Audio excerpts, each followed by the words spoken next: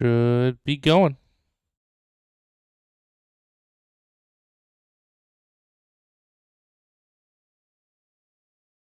Everything looks good on my end.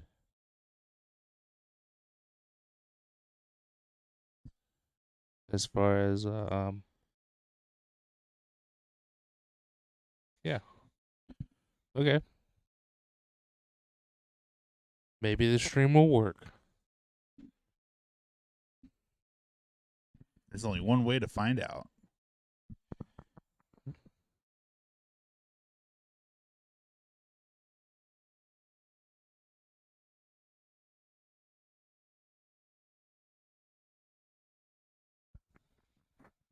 My computer's like choosing when to go slow and when not to over here. So I don't love that.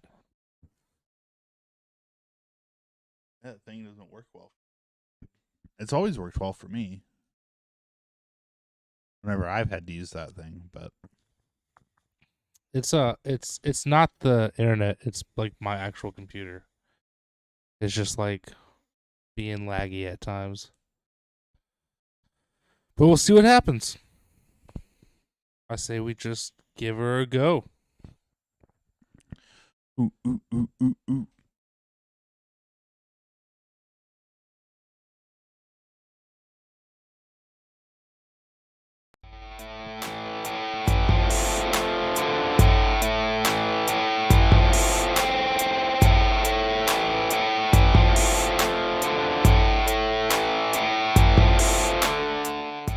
Are you ready for some football? It's that time of year, that wonderful, magical time of the year. We are 3 weeks out from real NFL football. We've had preseason. It's all right. It is what it is. It will suffice for now. But in just a few short weeks, we got the Lions heading out to Arrowhead to take on the Chiefs and the kickoff of the 2023 season. What's going on, everybody? Welcome back to another episode of Booth Review. It feels good to be back in this year. This year I've got a new co-host. Blake was wonderful. If you're here to see his sexy, wonderful, beautiful face on the stream, I am sorry to disappoint. You'll just have to deal with these two ugly mugs. But I have a voice that some of y'all might be familiar with.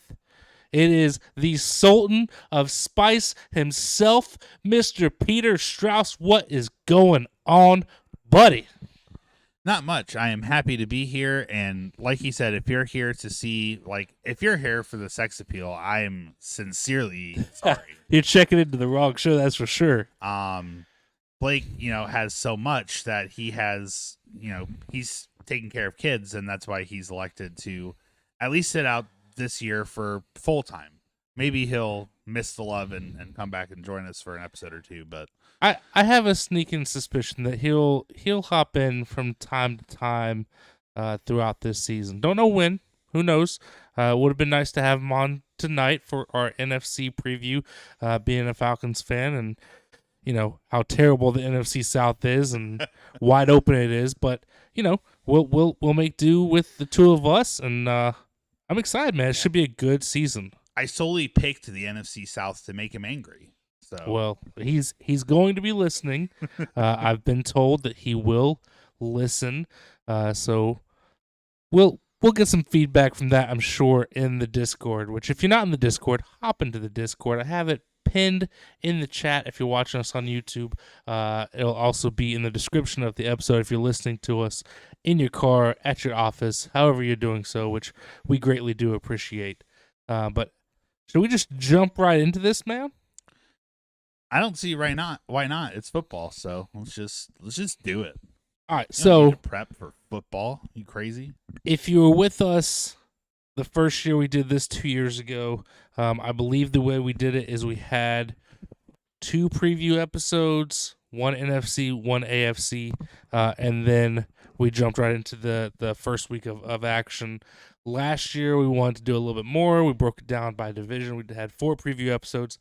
This year we were going to do that, but things got a little out of control. My life has been a whirlwind for the last 4 months. A lot has changed, but we're here. We're going to do 2 preview episodes. This week we're doing the NFC. Next week we're doing the AFC. And then the week after that will be week 1 action, which will give you our end of the season awards, predictions, and a full playoff prediction on that episode before diving into week 1. But this week, as I mentioned, is the NFC. And I say, since the Philadelphia Eagles won the NFC Championship last year, we start with their division, the NFC East. And I think I'm just going to go kind of team by team. And then after we go through each team, we'll kind of give our win total prediction. Does that work? Yeah, that works for me. Okay. So let's start with the Dallas Cowboys. I'm probably just going to go in alphabetical order through each division. There's no rhyme or reason outside of alphabetical. So Dallas Cowboys this year, there's not a ton different about them. I don't think going into it, they kept a lot of the same pieces. Not a ton of big name additions. They did go get Ronald Jones, running back, Brandon Cooks, wide receiver, Stephon Gilmore at cornerback.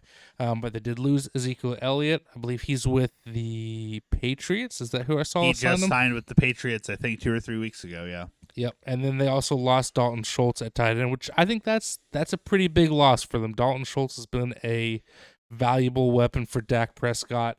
We'll see how that offense rolls without him.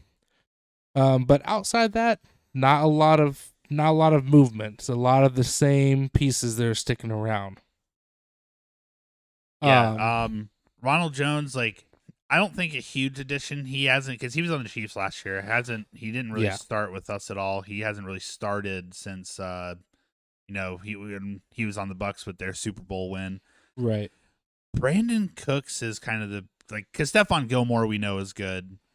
So Brandon Cooks on that list is kind of the question mark of is he too ancient to? Right. He's not even that old. He's not. He's somehow he is only 29 years old, which it feels like he's been in the league for 30 years. I feel like could be a sneaky, kind of more reliable pick for them to kind of maybe take over the Amari Cooper role or take over the Dalton. Maybe not the Dalton Schultz role. I don't think he's quite as good as Dalton Schultz, but yeah, I mean possibly take that reliable receiver and not put the shoulders solely on CeeDee Lamb. So. Yeah, but that's a good wide receiver trio they've got there between CD, Cooks, and Michael Gallup. I mean, it's not there's definitely a big drop off behind CD, but I don't know. Brandon Cooks is still a reliable wide receiver too, as is Michael Gallup. So that's a solid trio. And then obviously Tony Pollard's going to be the featured back. He signed, I believe he signed his franchise tag to stick around. Yeah. And they did go out and draft, a 5-foot running back in Deuce Vaughn. But I don't see him making much of an impact in that backfield. But yeah, largely unchanged. The defense should be, at least on paper, a decent defense, especially with the addition of Stephon Gilmore. Gilmore is a former, defensive player of the year. He's a phenomenal cornerback, and to pair him with Trey Diggs should be a solid secondary. Yeah, Stephon, he just came from the Colts, right? I believe so. Where, that team wasn't doing anything, so it's nice of him to get out and at least get on a team that's known for their defense, and they didn't really lose any big defensive pieces. So that's just, to sit back there with Trey Diggs. Yep. That's going to be a scary scene there. Should be. I think another big story with the Cowboys is their coaching, because you would think Mike McCarthy would be on the hot seat by now, but no, instead they lost, what's their offensive coordinator's name? Oh, gosh, don't do this to me. He was the quarterback at Boise State. Kellen Moore? Kellen Moore. That's Yeah, right. because he just went to The Chargers, I want to say. he's the Chargers' new offensive coordinator. Yeah. Both teams kind of felt like didn't need new offensive coordinators, but It is a weird move. I feel like there was some kind of probably disconnect between him and Mike McCarthy. And also I do wonder if the Chargers front office, which we can get into this more next week when we get into the AFC, but I do wonder if the Chargers front office made that move potentially to set him up for a head coaching job if Staley falters, because I think we all agree that Staley's probably the worst head coach of a great team in the NFL. he makes some bad decisions. Yeah. I don't know if I would necessarily call him a horrible coach, like because I think It's same. tough. I think same rate. Mike McCarthy is a worse coach than Brandon Staley. Possibly. Brandon Staley's bad decisions are just more prominent because he always makes them at the last second of football games. And it is tough to know exactly how bad they are because they're such talented teams. And so I could be on the sideline coaching and probably coach those teams to 10 wins just because of how talented they are.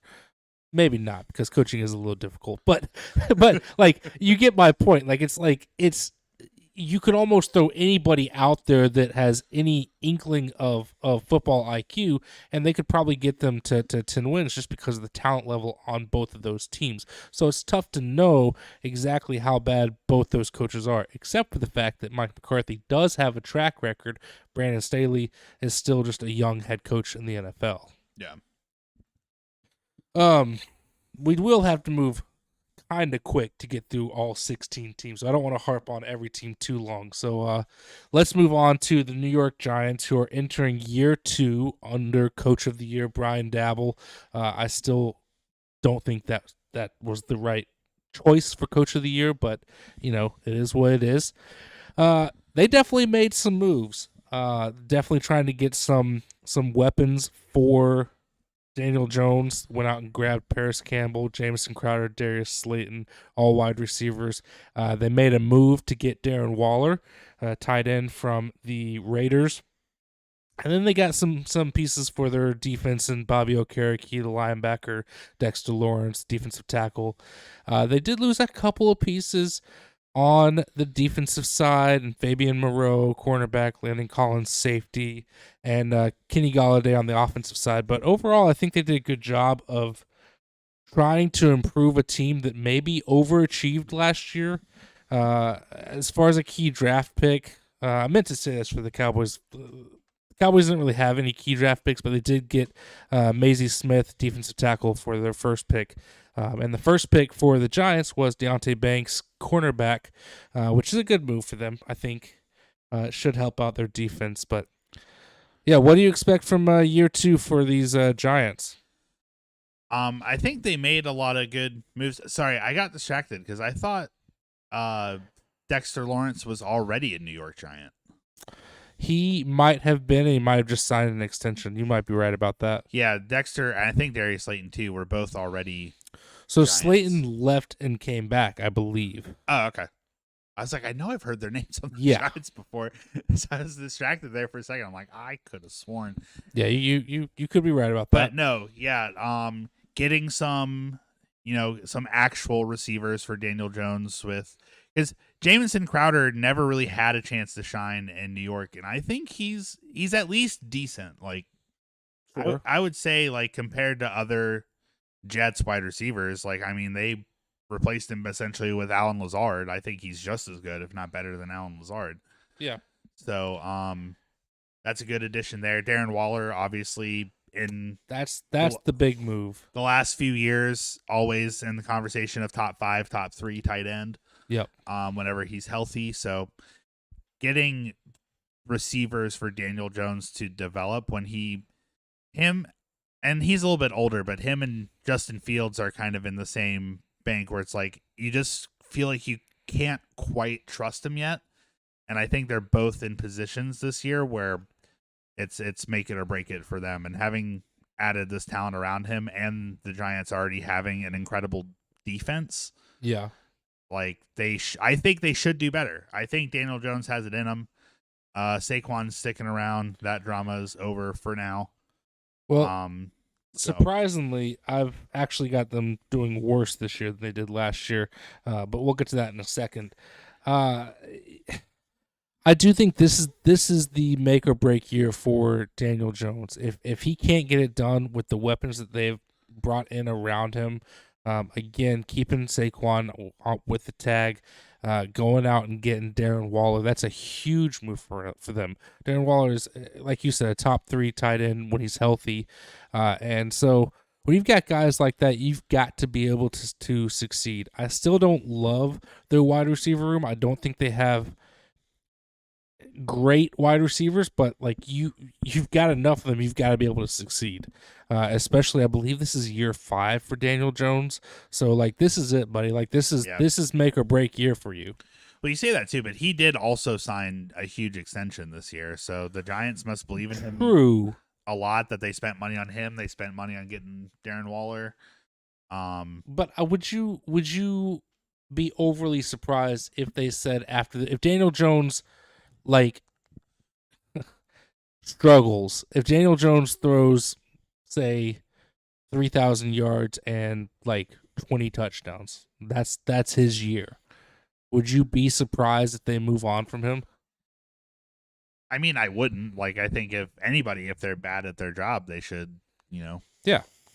like, Which I don't have at least be considered when that much money is on the line. I don't have Daniel Jones like career stats pulled up in front of me, but that's probably a typical Daniel Jones year so far in his career. But like again, when they keep providing you weapons, you've got to improve. So you would like to see improvement on those numbers year after year. Let me pull him up. I know last year a lot of his success came from on the ground too. Yeah. Stats 2022. Yeah, last year was his career high in passing, and it was still only 3,200 yards. But he also had 700 yards on the ground. Yeah. And I believe, his highest QB rating by a lot, 92.5. I think because his interceptions were so low. Which that is the other thing. If your passing yards aren't going to be up there in the 4,000, 5,000 yard territory, like the top tier passers, then you have to be able to add some yards with your feet. You've got to be able to pick those up, and show off your athleticism. Yeah. So, which if you take his rushing yards too, he had 708 rushing yards last year. So, essentially almost 3,900 total yards, 15 passing touchdowns, 7 rushing touchdowns, which is that's more rushing touchdowns last season than he had his whole career before this season. Yeah. So 7 rushing touchdowns there to only 5 turnovers. So he's definitely improving. He just needs a little bit more confidence, and I think having players that he has more confidence in will definitely help with that. So I think we'll see an improvement. I think I did technically give them less wins, and I think I did have them miss the playoffs. We'll get to that stuff in a second. Yeah. But I feel like it's different when you're just like going through the schedule, just like picking teams, So yeah. I think I have more faith than what I actually picked for them. But we'll see. We will see. Let's jump over to Philly, where the Eagles are coming off a great season, a season in which they went to the Super Bowl. Jalen Hurts had a breakout monster year, and expectations are high for Nick Sirianni in year 3 as the head coach there. They did have a couple of key additions. They brought over DeAndre Swift from the Lions, which I think is a huge move. I don't know why Detroit let Swift out of the building, but that's a conversation for a little bit later on tonight. And they also picked up Rashad Penny from Seattle. They had a handful of big departures, though. Miles Sanders, running back for them for the last couple of years, left. Javon Hargrave on the defensive line, Kazir White as the linebacker, Chauncey Gardner-Johnson, the safety, all gone. They had a lot of movement on the defensive side, which defense was definitely a big strength of theirs. That's a big reason why they made it to the Super Bowl last year. Now, they did somehow manage to keep drafting Georgia Bulldogs and went out and picked up 3 of them from that incredible Georgia defense. They went and grabbed Jalen Carter on the defensive line, Nolan Smith as an outside linebacker, and Keely Ringo, the cornerback. So good for them to keep trying to draft the entire Georgia defense. But I do wonder how great that defense will be, and if it does slip, if the offense can step it up and overcome the defensive fallacies. I mean, DeAndre Swift and Rashad Penny is a great 1-2 back to have. Like, Rashad Penny is so small, but watching him run, like, he always finds a way through. And he came in, I think, big for Seattle when I can't remember his name now, but they had did their rookie win Rookie of the Year? Or was that Garrett Wilson? I think it might have been Wilson that won, but Kenny Walker was right there. Kenny Walker, that's what I'm thinking of. Yeah. And I think I liked Rashad Penny the year before, too. He was just also behind Chris Carter and a couple other guys when they weren't hurt. Yep. So losing Miles Sanders, but getting those 2 guys is definitely an improvement, even though Miles Sanders had a breakout year last year. Yeah, I mean, I would call DeAndre Swift an improvement over Miles Sanders personally. I mean, that's a huge pickup for them. Yeah, and then the defense, I mean, I think at this point, I've seen a bunch of memes, so I'm assuming everybody else has too, that basically just says as long as Georgia keeps having a defense, then the Philadelphia defense is going to be fine. So we'll see, because that is, especially Gardner Johnson, I feel like is a huge loss. But yeah, I mean, Jalen Carter and Jordan Davis having to be across those 2 guys. Jesus. Yeah, that's not going to be a fun time for anybody. Jalen Carter, Jordan Davis, Nakobe Dean, Nolan Smith, Keely Ringo. These are the Bulldogs that they have drafted over the last 2 years. Like, come on now. Jeez Louise. Yeah, I think Philadelphia is going to be fine. I'm not too worried about them. I just think that it won't surprise me if the defense takes a slight step back. But I don't know, man. Yeah. Those Bulldogs, you don't want to mess with them. The talent wise, like, I think they're fine. It's just a matter of and I mean, the Chiefs have kind of been doing this too, and their defense wasn't as good as Philadelphia's, but it was good enough, right? To win, the Super Bowl. Yeah. Woot woot. I keep leaning out of the camera. I'm not used to doing this live for a while. Yeah, it's just, can they be good enough to win championships? And I think the talent is there. It's just whether or not the experience and the coaching, which Sirianni's been fantastic. Yes, for them for sure.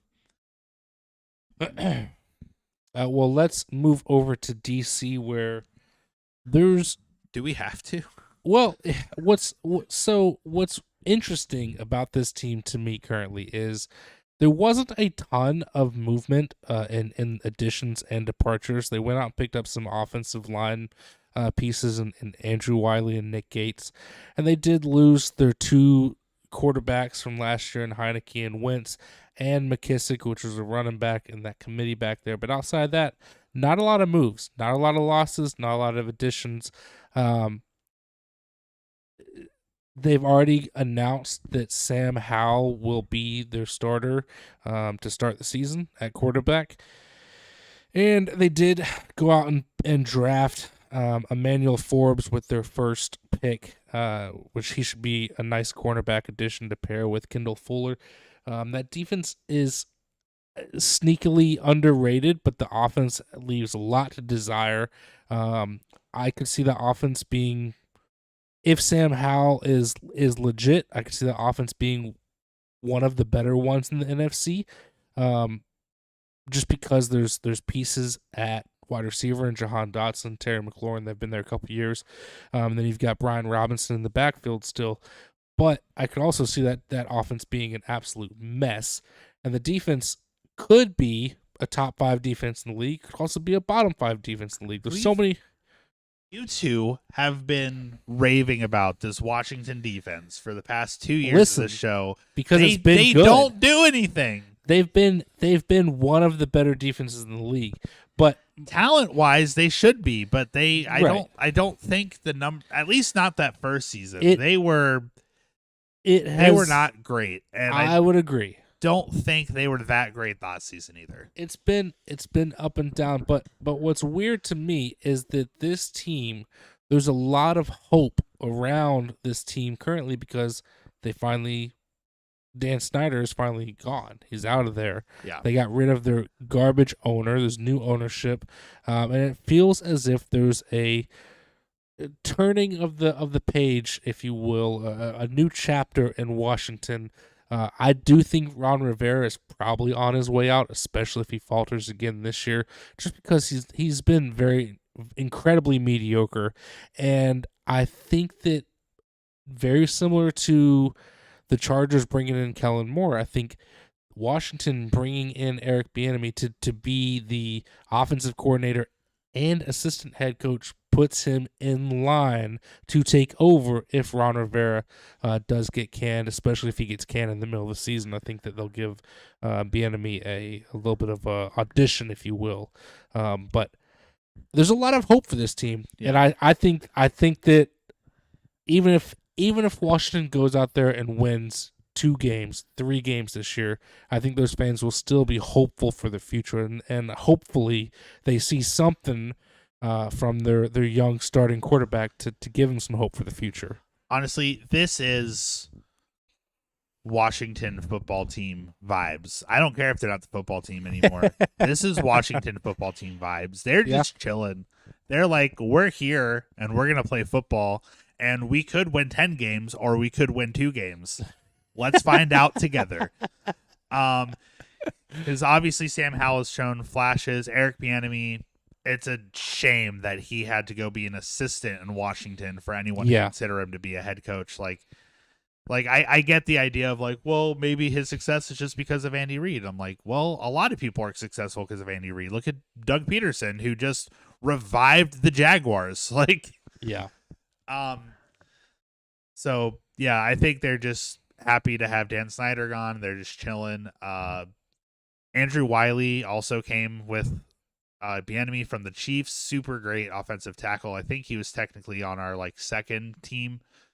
But he's been with the Chiefs forever, and I think he's a great addition there to protect the young Sam Howell. So we'll see what happens. Maybe this defense has new life with Dan Snyder out of the building and are as good as you guys have been saying they're going to be. I mean, really, I think a big key piece is keeping Chase Young healthy and on the field, because the amount of time that he's missed and how kind of lackluster he's looked the last couple times he's been on the field, it's looking more like a potential first-round bust for Chase Young than a and he wanted good Brady. Career. He wanted Brady. You remember that? Yeah. Jeez Louise, man. What a promo. So that brings us to the end of the NFC East. Who do you have in finishing last in that division? Finishing last is the Commanders. I don't think it's again, they could win more games. I think we're definitely leaning towards their floor. Yeah. But we haven't really seen the ceiling from them in the last couple years without, since they were on a quarterback carousel with Alex Smith and Taylor Heineke. So Carson Wentz, all those guys. Not even with Carson Wentz. I did not believe at him at all with Carson Wentz. What's the record you've got for them? I have them winning 1 game. Oh wow. So full disclosure to everybody, me and Pete found a website to where you can go in and give your winner for every single game of the NFL season. That's what we both did. These are the records that came out. I think that the records will probably be a little bit different than what exactly they came out to. But you have them going 1-16. Yeah, you guys should try it because it's honestly like you just go through. Because I don't know if Devin did it differently, but I like to just go to each team and just run through their schedule, as opposed to trying to do every team week by week. Oh no, I did it week by week, which was a lot. Yeah, and funny enough, the Commanders are going to win. They are going to win, according to me, which I'm always right. Week 1 at home against the Cardinals, and then like the Jaguars 2 years ago, lose every single game after that. I have the Commanders going 3-14. I think the ceiling for this team is probably 7 wins. I don't see them doing better than that. I think 4-5 is probably a little bit more accurate. But 3-14 might be a little low, but I could easily see them doing that. I mean, there's some teams that are like question marks. Like their schedule is a little tough. I will give that. But there's other teams that are question marks. Like, yeah, they probably could win if they really tried. Like, yeah. The Broncos are a big question mark. Could probably win that if they really tried. The Bears, the Falcons, maybe the Giants when they play them at home, and the Patriots and the Rams. Those are all of the teams that I'm like, maybe they could win, but I think all those teams are far more talented. Yeah. Than the Commanders, which says a lot because, oh no, the Broncos are talented, except I just think their quarterback is out of it. We'll get there. We'll get there next week. I have a feeling that we're going to have the exact same order for this division, but who do you have in third? In third, I do have the Giants. Like I same. said earlier, I think I technically have them doing worse than last year. I don't really personally believe that, but their schedule is a little bit tougher than last year. I have them going 8-9 and finishing third in the division.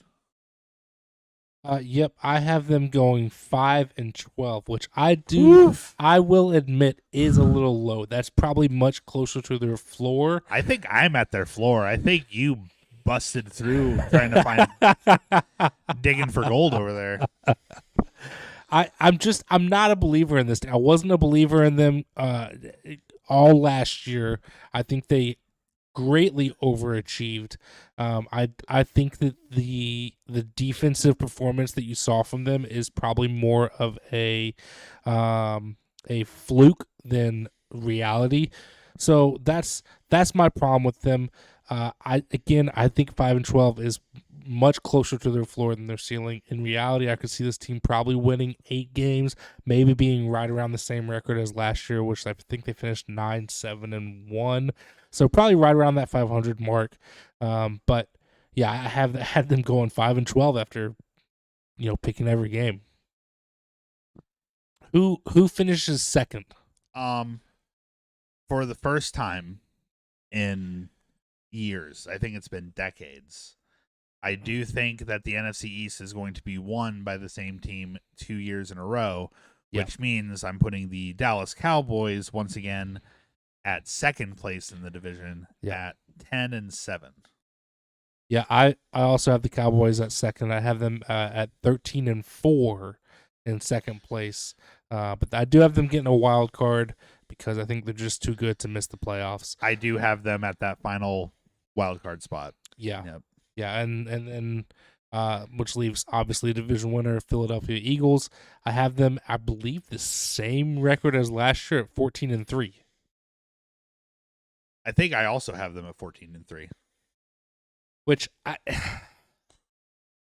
admittedly, I do think might be a little too high for both of those teams. I could see the Cowboys only winning around like 11 games and the Eagles maybe around 12. But I don't think I'm off that far. I mean, these two teams are two of the better teams in the NFC and clearly the top two in this division. Yeah, I mean, they both play the Commanders twice. They're playing which AFC? They're playing the AFC East. So that's a little bit tougher AFC division for them, but yeah. I think they can get it done against at least two of them. Like, I think they can beat the Dolphins. I think they can beat the Patriots. I think a lot of teams can beat the Patriots this year. So yeah, I think they're gonna pull it off, make it to the playoffs, and lose to the 49ers again. So. Maybe. that's my prediction. Well, let's head up to the NFC North. My division of choice, even if it's not the Packers, it's the Lions. So I'm staying in the division either way. But have you made up your? I mean, you're wearing your Packers stuff. You did not buy a Lions jersey. I have not bought a Lions jersey yet. It is still on the to get list. I'm still all aboard the MCDC train for sure. But I'm my heart will forever be with the Packers, and I'm back on there. You know, we got Rodgers out of the building, we got the drama going away. It's a new chapter with the Jordan Love era beginning, and Love's looked pretty good. But we'll get to the Packers in a second.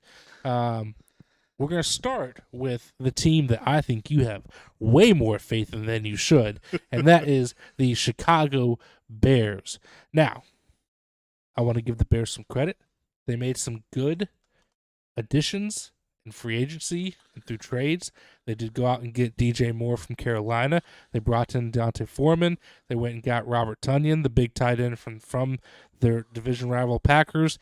And then they got some help on the offensive line and Nate Davis, and got a couple of linebackers to help out that defense, and Tremaine Edmonds and TJ Edwards. And really the only big-name departure is David Montgomery, who I believe went in the division over to the Lions, but we'll get to that in a second. In the draft, I think this team drafted incredibly well. Their first pick was Darnell Wright, offensive tackle. Go out, get some protection for your young quarterback in Justin Fields. You absolutely had to do that. And then 7 out of their 10 draft picks were on defensive players, which makes sense because this defense is non-existent. There's nothing there, which is why I'm not sold on this team. I think there's way too much hype around them. Don't get me wrong. I think that offense can be a top-tier offense, but that defense is going to cost you games, going to lose games because of how bad that defense is. And unless those young guys just come into the league and click right away, which almost never happens, I think that Chicago is in for some disappointment in Matt Eberflus's second year. However, I think they can make some improvements, and you'll see, hopefully, a vision of what's to come for Chicago. Because if Justin Fields turns out to be what everybody wants him to be, which I don't think he is, but if he turns out to be that, then they're in for a good time. I think you're a big Justin Fields hater. I mean, probably. I hate Ohio State, so it makes sense. Listen, college, this isn't college anymore, okay? I also hate Chicago. Cares? I will always hate the Bears, so that also makes sense. Cares? I think Justin Fields had shown improvement in his second year. I think getting DJ Moore and a very slept-on Robert Tonyan. Robert Tonyan is a great tight end. That's a big move for them. 100%, yes. Getting DJ Moore, already you still have Darnell Mooney, and I think they still have Chase Claypool. I think he was on a more than 1 year deal. So that wide receiver core is sneaky good. No, listen. You just wouldn't know it because they didn't really have a chance to shine. Listen to this offense that they have in Chicago. Khalil Herbert, D'Onta Foreman at running back, DJ Moore, Darnell Mooney, Chase Claypool, Equanimous St. Brown, all 4 of those guys at wide receiver. At tight end, you've still got Cole Kmet, and you went out and got Robert Tonyan. Like, your offense is stacked. If Justin Fields still can't get it done, you got to let him go. You have to. You have to move on. I don't care how electric he is as a runner, which he is electric as a runner. I will fully admit that he's probably it's tough to say he's more fun to watch than Lamar Jackson, but he is. He's a he's more electric. been nice to watch while Lamar's been hurt. That's for sure. Yes, okay, we can go with that. But he's an electric runner, and he's a fantastic running back. But he's got to be able to throw the ball. If you're going to play quarterback in the NFL, you have to be able to throw the ball and throw the ball efficiently, especially when you've got wide receivers of that caliber. So that's the big question mark, is can he develop into a solid passer? That's the big question. I want to see his game-by-game stats, because there was a point last year where, like, it was that game with the Patriots kind of in the middle of the season. They got that win, and then I feel like that's really where his stats picked up for most of the year. Is I think his yearly stats are a little misleading with just how long it took them to kind of develop and go this year. Sure, but that could also be signs that he's streaky, which you can't really trust that at quarterback either. Don't get me wrong. I want to see Justin Fields succeed. No, you don't. I do. I don't want to wish anybody to fail in the NFL unless you're just a garbage human being, which I don't think Justin Fields is. And the guy clearly has talent as a runner. I mean, he's, as I said, electric as a runner. But you've got to be able to throw the ball, and he hasn't been able to efficiently be a passer thus far in his career. Yeah, I do agree with you. This is the make or break year with how much talent. Like, not having talent won't be an excuse for him this year. I think personally he's going to do well enough combined with his running stats to, to get him in conversation of like, yeah, this is their guy for, the next few years going forward. I think he'll get there. Yeah, maybe. He did a lot, mostly with just his legs, but even in the air sometimes too. I feel like did a lot to put his team on his back and score a lot of points in like that middle 6 or 7 game stretch of the season. I agree. I mean, I think they put up the most points on that Cowboys defense. I mean, they than had almost any other team. They had one of the best offenses in the league. Yeah, I'll agree with that. But again, that defense is still going to cost them games. Even if Justin Fields puts it all together, the defense, like, he can't play defense, so he can't put the whole team on his back. Well, let's keep it moving and go out to Detroit. Dan Campbell, year 3, I believe, and high expectations for this Lions team. After last year, after what they did, especially on the back end of last year, high expectations. And they made some good moves in free agency. They brought in David Montgomery from the Bears. Marvin Jones Jr. is back in a Lions uniform. Don't know how well that will go. But on the defensive side, they went out and got some help for their secondary, which they desperately needed, in Cam Sutton, Emmanuel Mosley, and C.J. Gardner-Johnson. They did lose DeAndre Swift, as we mentioned earlier, and also Jamal Williams, which I don't know how you let either one of those guys out of the building, just because Jamal was such a good locker room presence. But, they did what they did. They also lost DJ Chark, which he didn't do much for them, and then Jeff Okudah at cornerback. But they had a really good draft, at least their first couple of picks. They went out and got Jahmyr Gibbs, running back, who looks like he could potentially be in the Offensive Rookie of the Year running. And they went out and got Jack Campbell to help out their defense linebacker, and Sam Laporta, tight end, to hopefully replace TJ Hawkinson after they traded him to the Vikings. The big thing here with this team is they've got a handful of guys that are dealing with gambling suspensions. Actually, I think it might just be Jameson Williams. I think everybody else got released, but Jameson Williams was suspended for the first 6 games this year, which is so... It sucks for him because he missed a lot of last year with injury. Then because he was injured, he was gambling on games, got caught, blah, blah, blah. He's suspended 6 games.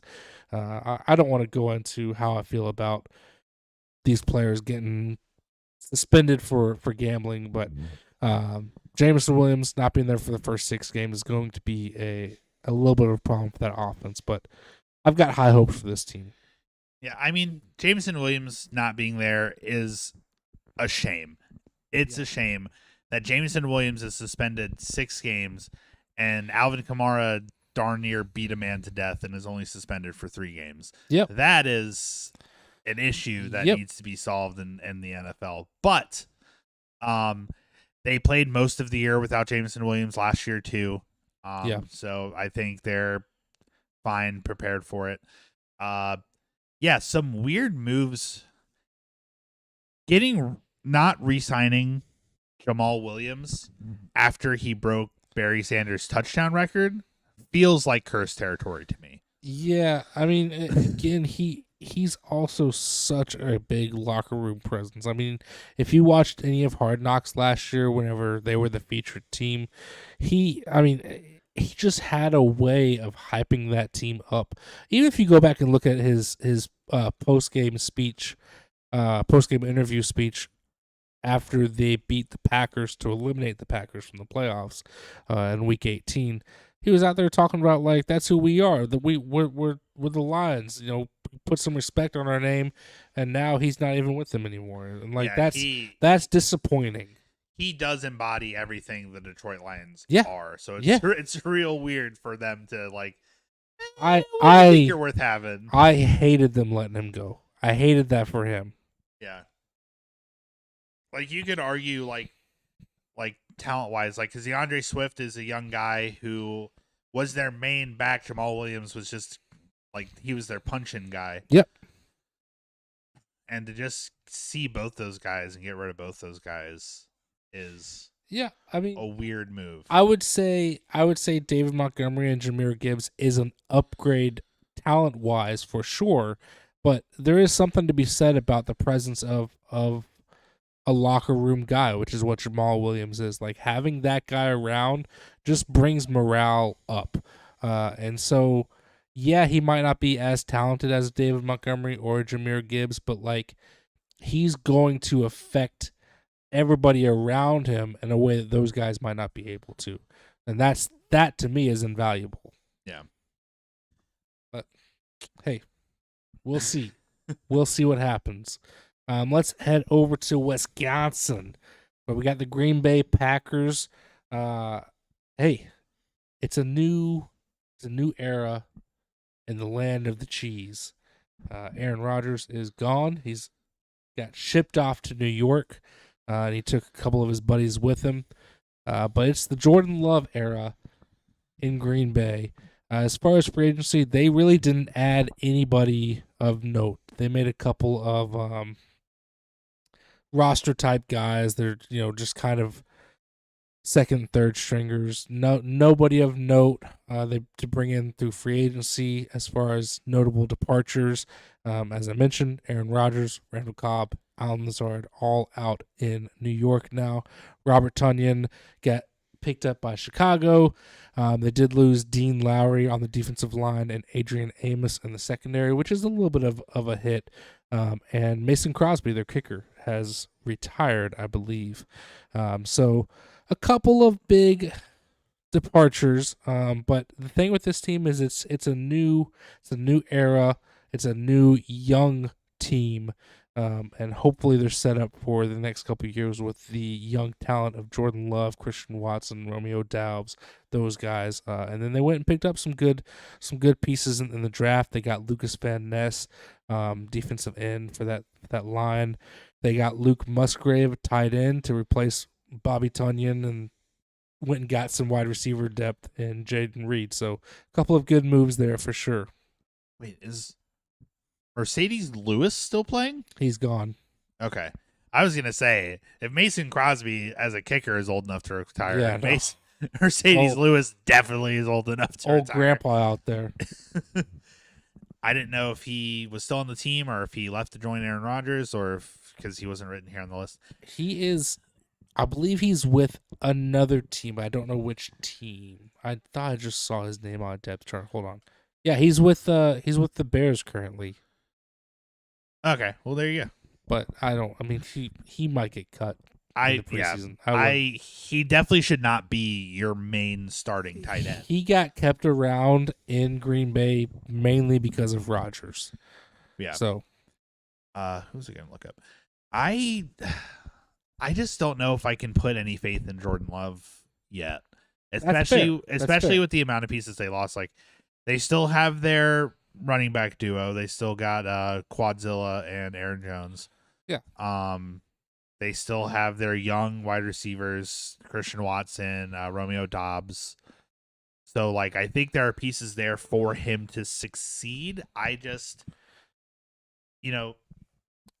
I don't know if I've seen enough in preseason and in the actual NFL games that he started, because I think he started 2 or 3 over the last few years. He started 1, and I believe was it only the one against the Chiefs that he lost? I believe so.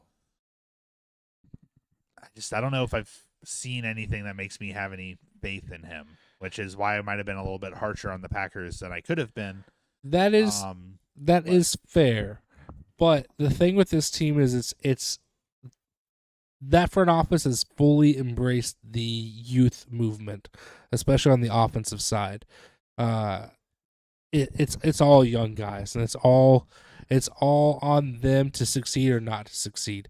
Good news is that offensive line is still basically intact. They've been one of the better offensive lines over the last couple of years. You still got Bakhtiari, Elton Jenkins, John Runyon. All those guys are still there to block for Jordan Love, which that's what you need with a young quarterback. Christian Watson, I think, showed a lot in the second half of last year. Romeo Dobbs has shown a lot in the preseason for sure. There's definitely chemistry between him and Jordan Love that's been built. And then we'll see about Jayden Reed. But I think this team has the offensive pieces to succeed if everybody steps up and does their part. Which sure, that's a lot. I mean, it's a big if. But the defense should be just as good as ever. At least, again, on paper, this should be one of the better defenses in the league. So we'll see if they actually live up to it. But the defensive talent is still there. So I don't think there's going to be as big of a drop off as a lot of people think for this team. I mean, there's people that are saying this team wins 6 games, and I think that's just crazy talk. That's me. I'm one of them. I mean, I think that is their floor and not their ceiling. I think with the talent, again, especially on the defensive side, 6 games they should be able to win, and ideally should be able to put a couple more together. So we'll see. I do think a few of these games might be upsets that I picked for them to lose, but we'll get there. Yeah. I think just part of it is just my biggest question mark is Jordan Love, and he could change my mind in the first few weeks, or he could not. It is a big question mark. I will say in their first 2 preseason games, like he's looked good. It is preseason though, so take with that what you want. Can't take that, otherwise you would have to be the biggest Justin Fields fan of all time. Exactly. Yeah, I mean it is what it is, but that's all we have to go on right now, because like you said, he started 1 game, and that was a game against the Chiefs, and he, in my opinion, in that game, he didn't look terrible. He looked maybe a little overwhelmed, which it's his first start. It's his first like real game action, but he didn't look awful. He looked like something that could put it together as he continues to get more time, as he continues to grow as a quarterback. And luckily, like when they drafted him, I think he was 21 or 22, so he's only 25. Like, he's still a young guy. There's definitely still time for him. Yeah, we'll see. I just know that I think the Chiefs kind of, because we didn't score very much that game. I don't remember if that was last year or the year before, but I don't know either. It was just like a down game for us, and we kind of gave them a lot of opportunities to come down and win, and he just wasn't able to do it. So, yep. Well, let's go on to the last team in the NFC North. We've got the Minnesota Vikings going into year 2 under KOC, Kevin O'Connell. As far as some free agent moves, they did go out and get Marcus Davenport and Dean Lowry and Byron Murphy to shore up that defense. But they lost a good amount. They lost some big names. One, the biggest of which is Dalvin Cook. How you let him go, I don't know, but he's now a New York Jet. You also lost Adam Thielen, wide receiver. He's down in Carolina now. Dalvin Tomlinson, Zadarius Smith on the defensive line. Eric Kendricks, linebacker. Patrick Peterson, Shannon Sullivan, cornerbacks. Like, these are some good pieces on a defense that needs all the help it can get, that they're letting walk away. So I think that defense is going to be worse than it was last year. I don't know how that's even possible, but I think they will be worse, and that's kind of where it all lies for me. The offense should still click. Like, Alexander Madison's not a bad running back to take over for Dalvin Cook. It's kind of what he's had to do the last couple of years anyways, as Dalvin Cook has dealt with injuries. And then you've got Justin Jefferson at wide receiver still. You've still got TJ Hawkinson. And then they went out and drafted Jordan Addison as their first pick, and he looks like a solid 1-2 punch with Justin Jefferson. KJ Osborne's still there as well as a wideout. So the offense should be clicking. It's the defense that worries me. I don't know what to make of that. Yeah, that is bizarre. I'm wondering if, again, they're just taking the offense when, like, it's even losing Dalvin Cook, like, having Justin Jefferson is a godsend for this team, and I feel like you can, as long as the quarterback can throw the, like, and they still have Kirk Cousins, who isn't bad, who is actually pretty good. Kirk Cousins is a top 10 quarterback. But with Justin Jefferson, as long as your quarterback can throw the ball like 30 or 40 yards, like, he's going to catch it. So yeah, I don't know if that's just their strategy there, is like to clear some space so they can make sure to pay Jefferson to keep him around. I don't know. After his rookie contract is over next year. I'm not sure what the thought process. The Vikings have always been kind of a weird team with that. Yeah, I can't understand what this front office is doing with some of these moves. Like, they don't make sense to me. Maybe I'll be proven wrong and they'll go out and win 13 games, but I don't see that being the case. Yeah, when I did my schedule, I definitely didn't realize how much they lost on defense. So, I mean, the defense was bad last year, and it's only, in my opinion, it's only going to be worse this year. But we'll see. We'll see. As far as standings in the North, who do you have finishing last in that division? I feel like we're going to be drastically different. We are a little bit, yeah. I think just the bottom two spots, though. Yeah, I have the Packers finishing last. I have the Bears finishing last. They are going to go 6-11. There are some games, again, that I'm like, maybe I could flop around. Like, I do have the Falcons beating them at home. I do have the Steelers beating them at home. Just a couple games like that where I just think Love's and really the whole team, just the inexperience is going to show. They're going to have some growing pains. I think they'll come back and rebound next year, but I think this is going to be a little bit of a down year for them. I mean, I could definitely see that.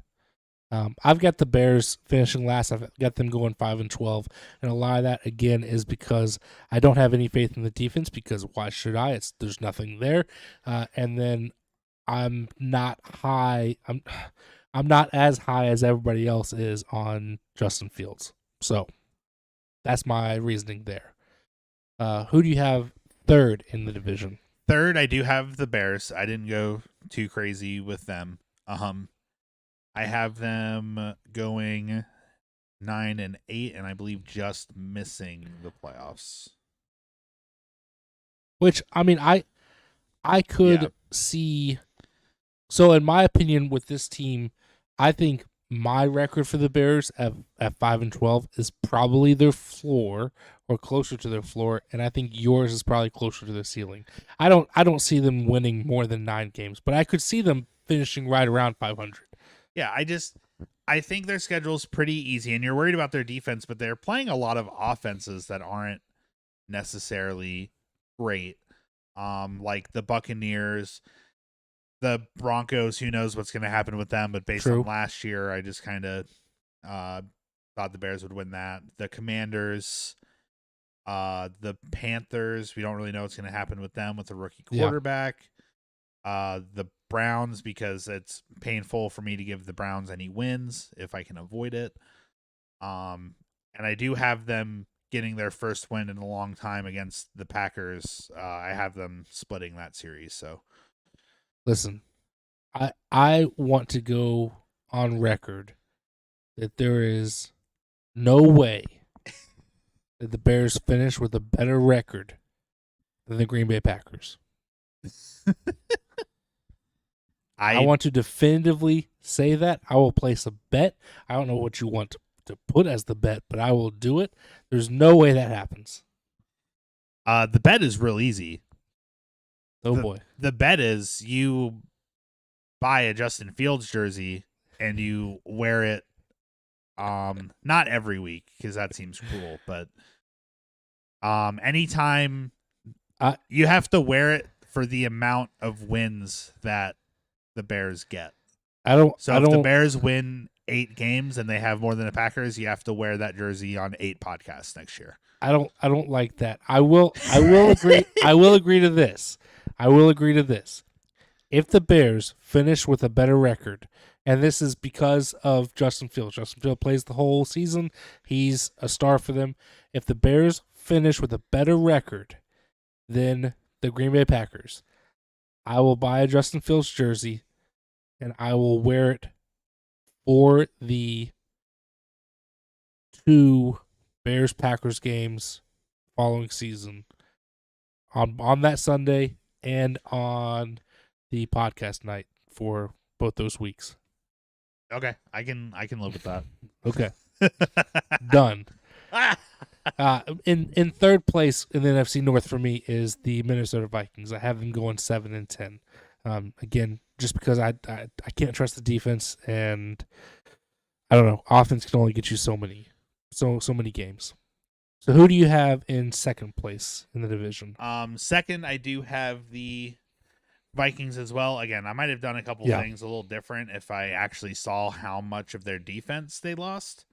Because I didn't realize they were going to lose Zadarius Smith and Patrick Peterson. Like, I know Patrick Peterson's a little older, but Zadarius Smith just signed with that team this year.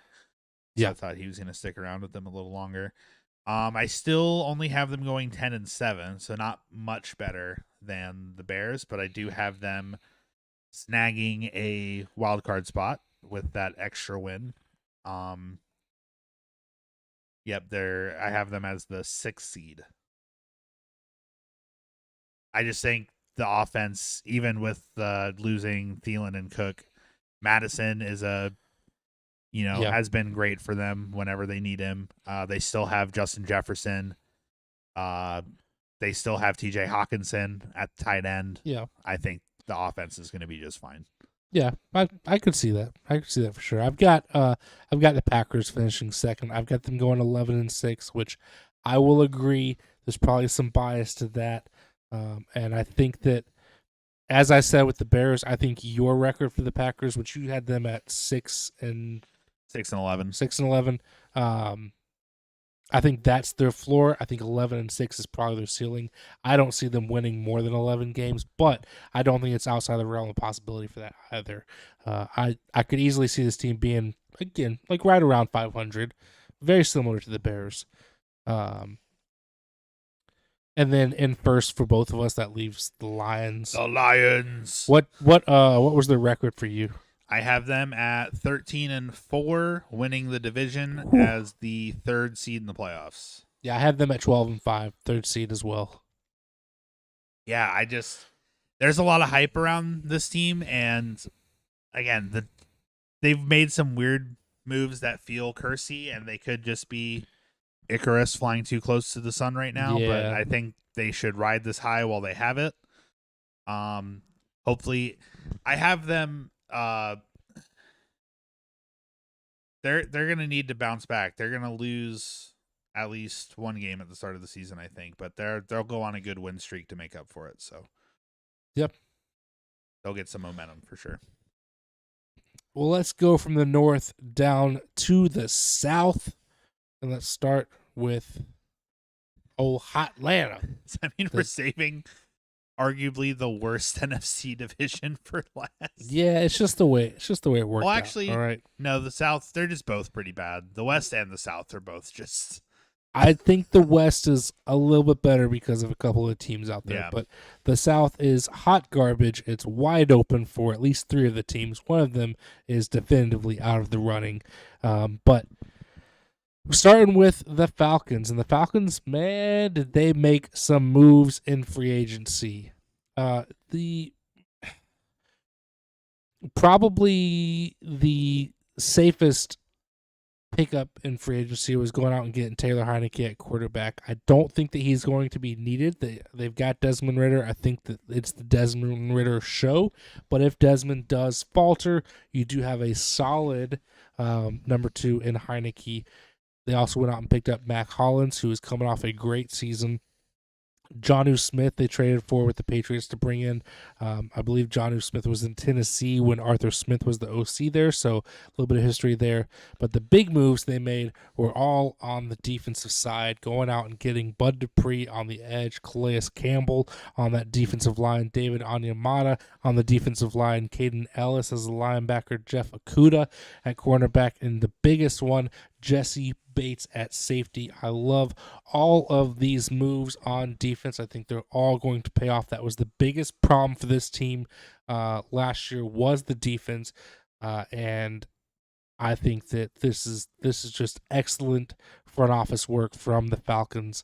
And really they didn't lose anybody. They re-signed a bunch of guys, and they did.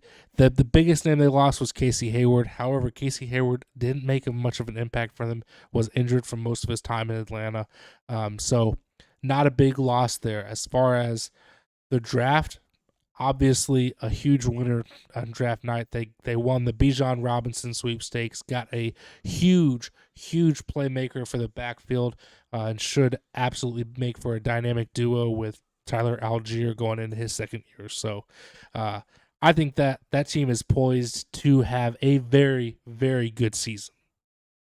Yeah, Tyler Algier last year was one of those running backs who just sneakily had a great season, like the back half of the season. Like him, Isaiah Pacheco, and I think there was one other one that I feel like got a late start. But yeah, this rookie running back class I feel like is one of the best we've had. The one last year? Yeah, which was a shame that the 2 biggest names from that class got hurt. Yeah, Breece Hall and Kenny Walker. So we'll see how they all do their second year. Bijan Robinson should be great. So they officially said Desmond Ridder as the starter for the Falcons? Well, I mean, he was the starter for the last 4 weeks. I think that they haven't, I guess they haven't named anybody, but as far as I don't think there's a quarterback competition. I think it's Ridder's job to lose. So unless he goes out there through 4, 5, 6 weeks and looks like absolute hot garbage, I think that it's his job. Ridder just looks as old as Stetson Bennett is. Oh, he definitely does. So yeah, dude looks like a middle-aged man out there. But I'm also a big Heine Train fan, so part of me wants to see him get a start somewhere. Maybe he'll get some reps and maybe a different team that has question at quarterbacks, like say another team in their division that has a quarterback that only has really had one good season, possibly. So we'll see, but yeah, Mac Hollins he was with the Raiders last year, I believe, had a great season. That sounds right. Jonnu Smith didn't do much with the Patriots, but I remember him being great on the Titans when he was there still. So yep. Again, Ridder, I don't think will be able to complain about lack of talent. I think Kyle Pitts will be healthy if they choose to not just use him as a diversion. Drake London is great. I don't know if Cordell Patterson's still there or if he retired, He is. but he's reliable, for the few plays that he plays. Yeah, I think they'll have a good year. I think there's one other team in the division that's better, but Well, we'll see. part of that is my true belief, and the other part of that is because I know Blake is listening. So, hey. Oh, we'll see about that. But let's go right up the road to Charlotte and take a look at the Carolina Panthers. The Panthers are also in that fresh start mode. Got rid of their head coach early on last year, which they should have done way sooner. And they brought in Frank Reich. I was going to say they brought in an arguably worse head coach. Well, I'm not going to say he's worse, but I don't know how much of an improvement it is. But we'll see. We'll see what happens. They, with the number 1 overall pick, went out and got their starting QB of the future in Bryce Young. And in free agency, they definitely set him up well. They went out and got Miles Sanders, running back, DJ Chark, wide receiver, Adam Thielen, wide receiver, Hayden Hurst at tight end.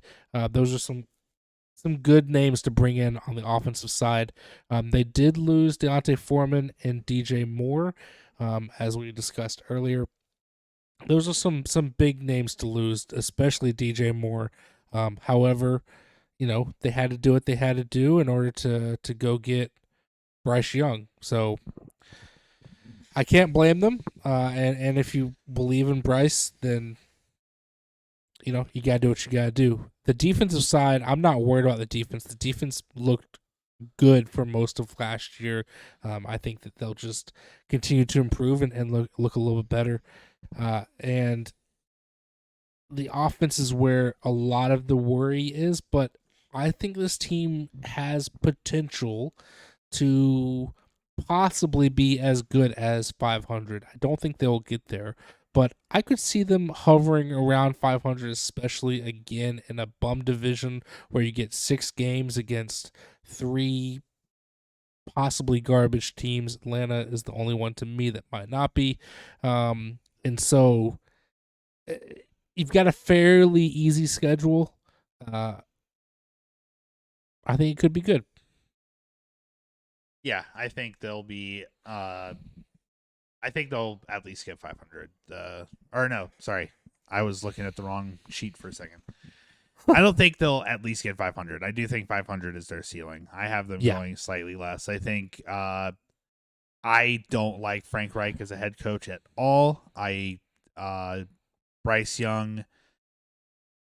Being a rookie QB is always kind of a question mark the first year. I do think they're set up to be great next year if Frank Reich doesn't work out. Potentially.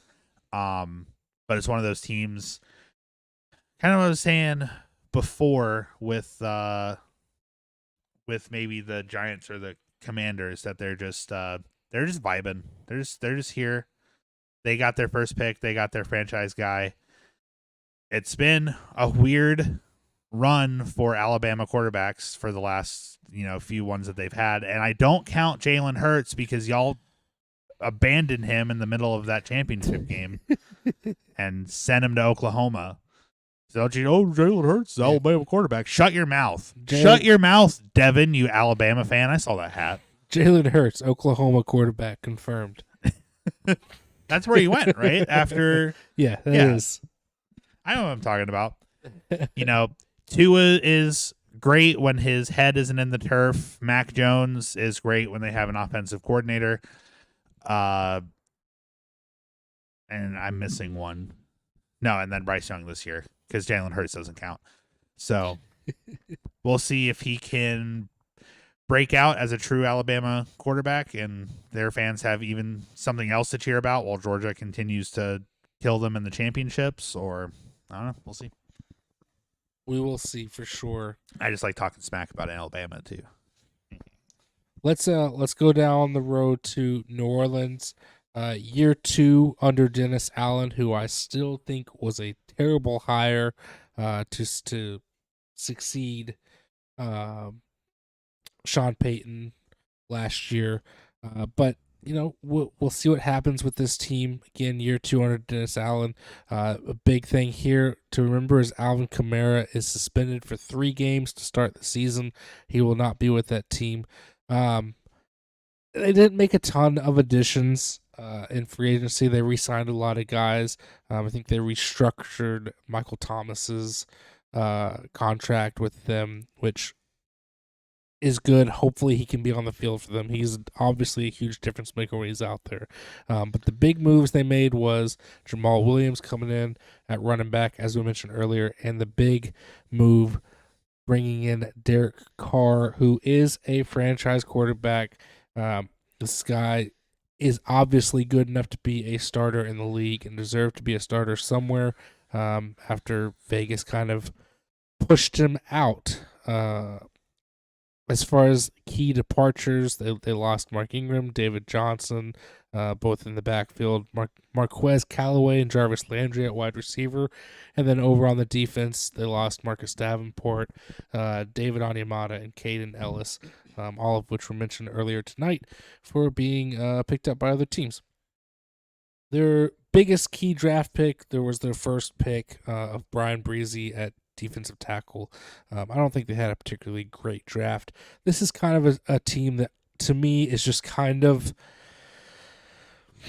They're vibing.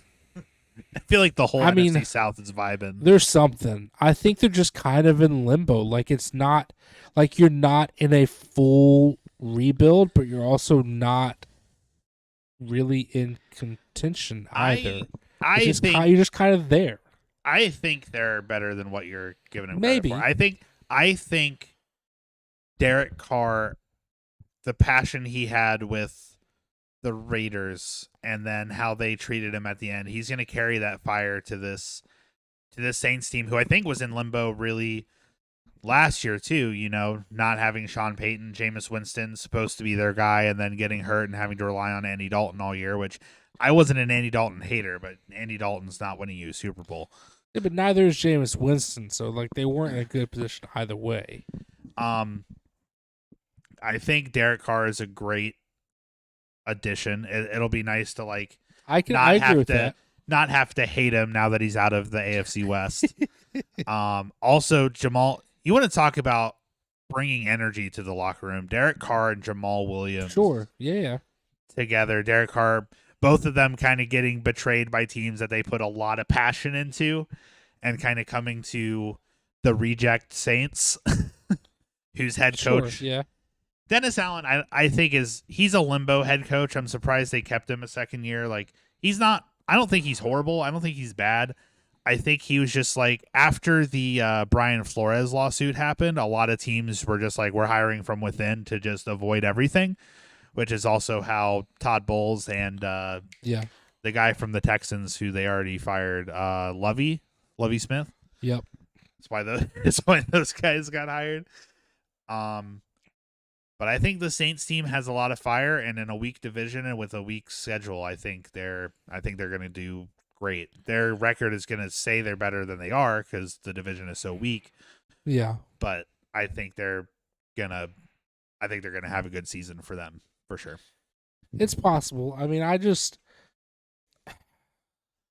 the way I feel about all of these teams, for the most part, to me, Atlanta is the only one with a clearly bright future. Even if you believe in Derek Carr, you're probably banking on 3 years of Derek Carr, maybe 4, and even that, you've got to be able to surround him with talent over those years. So, are you banking on Michael Thomas being around for those 3 or 4 years? The guy that's perennially injured. I don't know. It's just, I don't think they're doing enough from a front office standpoint, which I don't think they really have the cap space to do much because they've kicked the can down the road so far with the contracts they've given out to guys. But the Saints just feel really weird to me. The Panthers, I can at least see that if everything works out for them, then the future is bright. But there's so many question marks there. I think Atlanta's the only one that's like really setting themselves up to run this division for the next couple of years.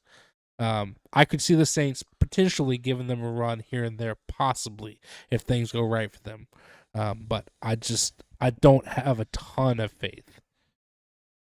Yeah, that's fair. I feel like any team in this division, like, I think they have the highest floor to ceiling difference. Like, pretty much all but one team, their ceiling is like one win and their floor is no wins. But yeah, which speaking of that team, let's go down to Florida for a good time in Tampa Bay. You know, it's a rough time when the second name on key additions is Chase Edmonds. Yeah. Not a lot of key additions, the biggest of which was getting Baker Mayfield as your quarterback, which there was a quarterback competition between Mayfield and Kyle Trask, and Mayfield has been named the starter, at least to start the season. We'll see how long that lasts. I'm hopeful for him. I really want to see Baker succeed. As we all know, I famously chose him to be my MVP 2 years ago, and that did not work out. But that's how much of a Baker believer I am. I think that the guys just kind of had a rough go of it with the coaching carousel of not being able to be in one system and a consistent system for more than 1 year at a time, which that happens in the NFL. But he's down in Tampa Bay now, leading the Buccaneers from the quarterback position. They also picked up Chase Edmonds, running back, and Jamel Dean at cornerback on the defensive side. The big name departures, obviously the biggest of all of them, Tom Brady, quarterback. I do have my little sound clip here. I'll say that Tom Brady is still a doo-doo head. He is still a doo-doo head, Zeke. You are correct. But he is a retired doo-doo head now, finally out of the league. He's done. He's gone with. We can all celebrate. And then Gio Bernard, Leonard Fournette, both gone at the running back position. Julio Jones, I believe, probably also retired. If not, if he hasn't, he should. But he is gone. Shaq Mason on the offensive line is gone. Sean Murphy-Benton and Keanu O'Neal in the secondary, they're gone. Just a lot of departures for that team. And I don't think they drafted particularly well. Their first draft pick was Kalaje Cansey. Hopefully I pronounced that right. Probably did not. Defensive tackle. And this is year 2 for Todd Bowles. We'll see if he sticks around after this year. I thought it was a bad hire the first year. I think it was bad to keep him around. But I think he's definitely on the hot seat. And unless something magical happens for that team, I think he should be gone, and I think they should just go full, absolute rebuild. Which is it's weird being just a couple years removed from a Super Bowl. I think they are in the best position to tank for Caleb, so that's probably what's happening. Possibly, you might be right about that. Either them or maybe the Rams are in the best position to just tank for Caleb Williams. When Tom Brady left, it kind of a lot of people who were kind of on the fence about staying, who had the option, kind of like the older running backs and Julio Jones, like those guys are like, yeah, if Brady's not here, what's the point? So can't blame them at all for that. This team, what's tough about the Bucs is like there is still some talent there, especially offensively. Like you've still got Chris Godwin, you've still got Mike Evans. Like those are 2 of the better wide receivers in the league. They're Rashad White. I think they're another great rookie running back last year. Is stuck on that team. So and like you've still got a decent offensive line. You've got pieces on the defense in Vita Vea, Shaq Barrett, Jamel Dean, Antoine Winfield Jr. Like there's still pieces there. Like there is still talent on this team. I just think it's going to be poor coaching and lack of chemistry on the offensive side is going to kill them. Yeah, Baker just hasn't any. He had a little bit of chemistry with the Rams on that team, but Yeah. he's already gone from there. So Yeah, I don't think there's. I'm hopeful that he's successful in Tampa, but I don't think he will be. So, yeah, I think this team is a mess. And so are you saying Baker Mayfield is not going to be your MVP pick this year? oh, definitely not, definitely not. I might pull out another surprise though. We'll see. Oh God, I might pull out another surprise. I don't have my pick yet, but he's about to pick Jordan Love. Oh God, no, please. I mean, could you imagine if I picked Jordan Love? And then even more so, could you imagine if I nail that pick and it is Jordan Love? Knowing your track record of MVP picks, I don't even know who you picked last year, and I think the reason is because they were nowhere near the conversation. I feel like I might have gone. I think I went Justin Herbert. That sounds Because like a you pick. Yeah. I think I went 15-2 for them for their record and was expecting. I know I picked Brandon Staley for coach. Because y'all brought me in as the special guest to listen to my advice, and you just didn't listen to my advice. And look at me, I'm a full co-host now. All right. So who do you have finishing last in the NFC South? It's the Buccaneers. Who do you think it is? I think. What record did you give them? That's the better question. I'm pretty sure they are 1-16. I gave them 2-15, so just slightly better. They are going to beat the Texans in Week 9, and that's it. I will say this: if this team wins more than 5 games, I will be shocked. Yeah, I will be shocked. I don't see them winning. Man, now that I say that, they're probably going to win like 7 or 8, but. It's very difficult for me to see them winning more than 5, maybe 6 games. It's very tough. Yeah. Who do you have third in the division? Third, I have the Panthers at 6-11. Again, probably if they didn't have Frank Reich, I might have put them a little higher. And then obviously the rookie quarterback is a little bit of a question mark. Yeah. And I feel like their schedule's not super easy. Like they play the AFC East also, so they have to play 3 pretty good teams there. Yeah. They also play the NFC North, which has a few pretty good teams. They also play they just don't have a lot of games that I feel like are super winnable. Yeah, I've got them at 7-10, so we're not that much different, and I also have them finishing third. Yeah, a lot of the same reasons. Who do you have in second? I think this is where we differ. I put the Falcons at second at 9-8. Again, part of it was just it's his second year, but they, with all the talent they have, they still do have a question mark at quarterback. Yeah. I agree. And there were, again, some games that I just felt like are a little bit out of their reach. So I don't think they're gonna just miss the playoffs as well. So you have the Saints winning the division with what record? 12-5. Whoa. Let's slow down over there, buddy. That deserves the spicy take over here.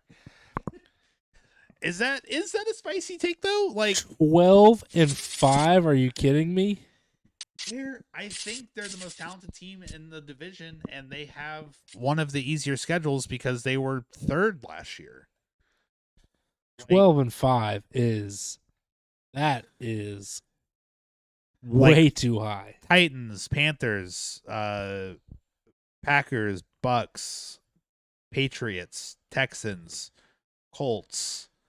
Like these are all very winnable games, and I feel like there's just more of them out there. They play the Panthers twice. I think they can beat the Giants. They play the Rams. Like they just have a lot of easy games, and I feel like they're talented enough that like kind of half of the tougher games are going to go their way.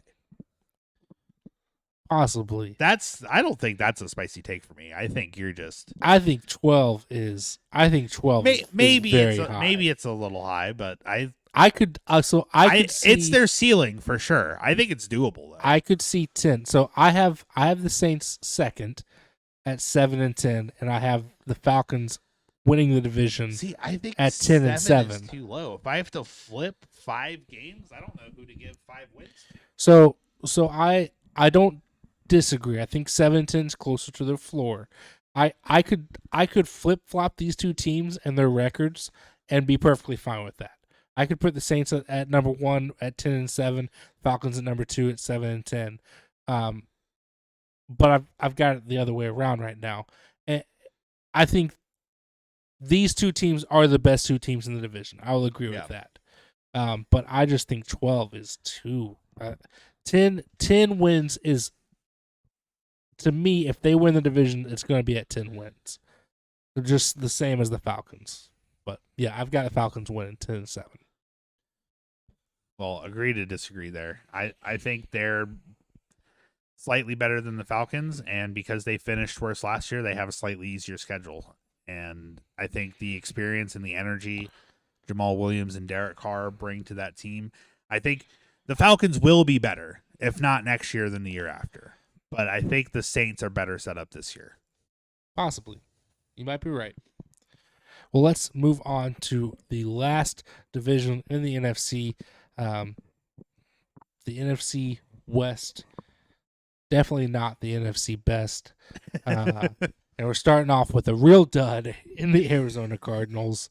Year 1 of the Jonathan Gannon experiment. I don't love that hire, but it is what it is. The coordinator from Philly?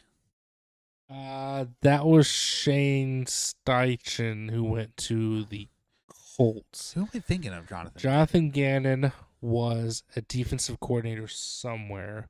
Give me a second, and I will have that information for you. Putting you on the spot.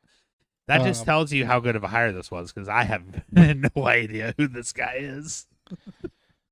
He was the defensive coordinator for Philadelphia Eagles. That's what I said. The Philly coordinator. Is that okay? Yeah. Where did Shane Steichen might have been the offensive coordinator for the Eagles then? I think they'll be fine with new coordinators. They're talented enough. Let me double check this. I think they did lose both. The best bird team. Gotta know. I got to know. He's gotta know.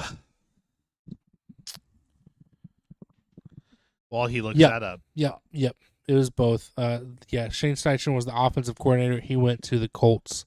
And then Jonathan Gannon was the defensive coordinator, went to the Cardinals. And I got to say, I don't love defensive coordinators getting hired as head coaches. It's very rare that a good one comes out of the defensive coordinator position. As far as... Was Belichick not a defensive coordinator? Kind of. He's defensive-minded, but Belichick's also like... That's the exception, not the rule. Like, for this Cardinals team, as far as key addition, there is just Kazir White at linebacker. The rest of the additions were just, kind of fillers. Nobody of note. They did lose AJ Green, JJ Watt to retirement. AJ Green hasn't done much for them lately. JJ Watt has been kind of a shell of himself the last couple of years, so good luck to both those guys with the next chapter of their life. JJ, absolutely a Hall of Fame career. AJ Green, probably borderline Hall of Fame career. Two very talented players. They also lost Byron Murphy at cornerback. But for the most part, it's the same team that's sticking around. As far as their draft, they went out and got Paris Johnson Jr., an offensive tackle, to help protect Kyler Murray, and B.J. Ojulari, that outside linebacker, to help their defense. I also have this team just being pretty much garbage, though. I don't have a lot of faith in this team. I don't think that Jonathan Gannon's going to turn the ship around right away. Maybe he turns out being good. Maybe something good can happen with the Cardinals. But, man, I had them losing a lot of games. I mean, it fully depends on if and when Kyler Murray can be healthy, if they win any games, because he tore his ACL late in the season last year. He was. I'm trying to see if there's any actual timeline. I don't see one, but he, is expected to miss at least half the season, I think, with that injury. So they didn't really get anyone to replace him because they gave him an extension. Like, they still see him as their franchise guy. They just have to get through this season and hopefully get him some reps late in the season to prepare for next year. But until then, they're just kind of in limbo and seeing what kind of energy Jonathan Gannon brings as a head coach. Is he really supposed to miss that much time? It's maybe not half. It's at least 6 weeks, I'm pretty sure, is what I saw from what they were saying last year. Interesting. Okay. Well, I mean, even more so than that is even more of a reason why I have them. You thought they were going to lose that many games with Kyler Murray the whole season? I just figured they'd be bad. Which I still figure that they'll be bad. Nothing has changed. I don't have anything else to say about this Cardinals team. Yeah, they I don't see any like recent updates, but they said typically it's 10.5 months recovery, and so he's gonna miss 2 full months, so probably 6 to 8 weeks. Gotcha. And I don't know if he is currently, but I think they put him on the PUP for the start. Yeah, he is. He is. So he's gonna miss a lot of games, unfortunately. All right. Well, from one dumpster fire to another, we have the Los Angeles Rams. No notable additions for this team. They didn't go out and get much of anybody in free agency. As far as departures, they lost Baker Mayfield to Tampa Bay Buccaneers, which wasn't much of a loss. He was a fill-in for Matt Stafford down the stretch. They did lose Allen Robinson, wide receiver. They lost Bobby Wagner, linebacker. They traded away Jalen Ramsey, their cornerback. And they also lost Taylor Rapp, their safety, which is a pretty big loss. He was a very solid safety for them.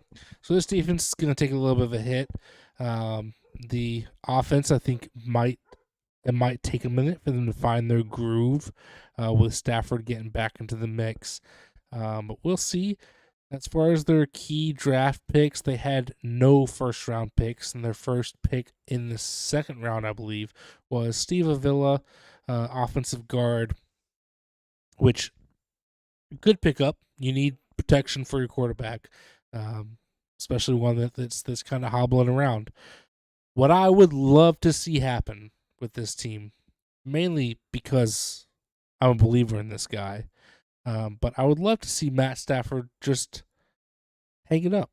Either hang it up or, gosh, I don't want to wish injury on the guy again, but for some reason get sidelined. Maybe he comes back and he's just garbage, and see the old 45-year-old Stetson Bennett take over out there, put on a show. Very similar, maybe similar to what Brock Purdy did with the Niners, and just wow everybody down the stretch and go win Offensive Rookie of the Year. I would love that. Love it. Yeah, I'm trying to look up about his spinal injury, and back in December he was saying that it won't force him to retire. Sean McVay seems to think that he'll be good, so we'll see how well he is at the start, because I think he is slated to be the Week 1 starter. Allegedly. Also, hopefully Currently. Cooper Kupp will be back. Their connection has always been great. But yeah, definitely a lot of losses on defense. I do think Stafford, I think it is possible that he might finish this year just to see how it goes and let Stetson Bennett set a year behind him. But Stetson Bennett might be their guy, or maybe they're tanking for Caleb. Who knows? Listen, who knows? This is what I love about Stetson Bennett. And so I think the perfect counter to this is the Johnny Manziel story, which is kind of blown up over the last couple weeks because of the documentary they did on Netflix.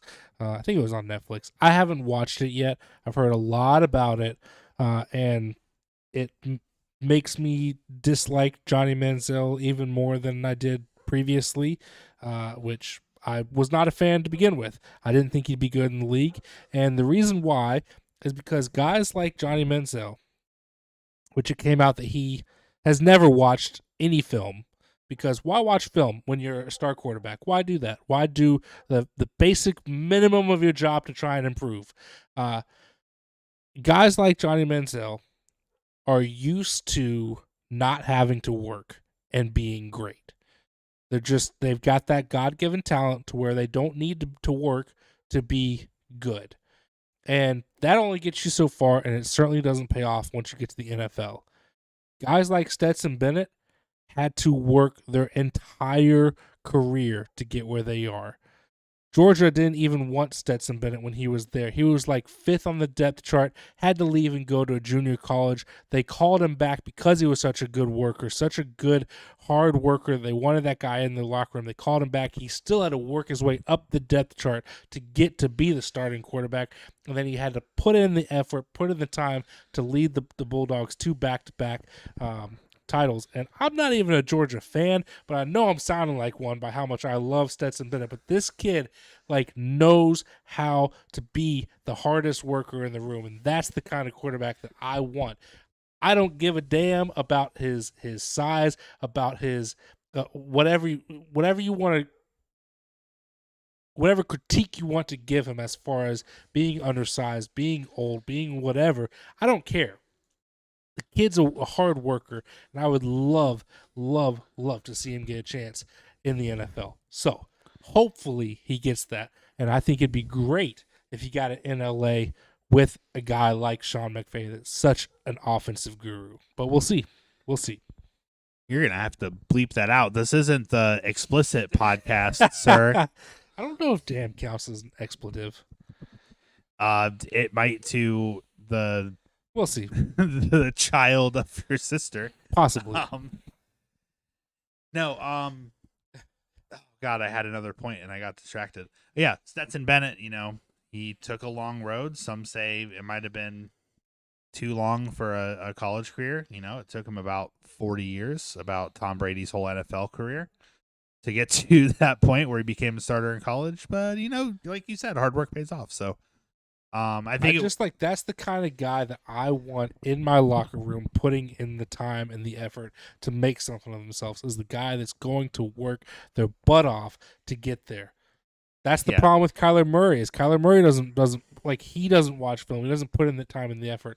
He'd rather be off playing Call of Duty, which sure, whatever. Speaking you're good. Of playing video games instead of watching film, legitimately, this is a little off topic, and this is technically AFC. But while we're on this discussion, I want to go to it.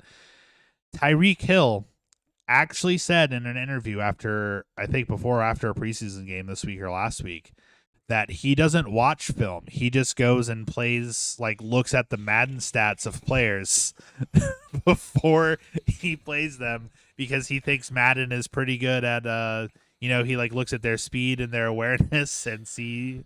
And see who he wants to match up against. I'll say this: it's less important for a wide receiver to watch film and really break down play after play after play.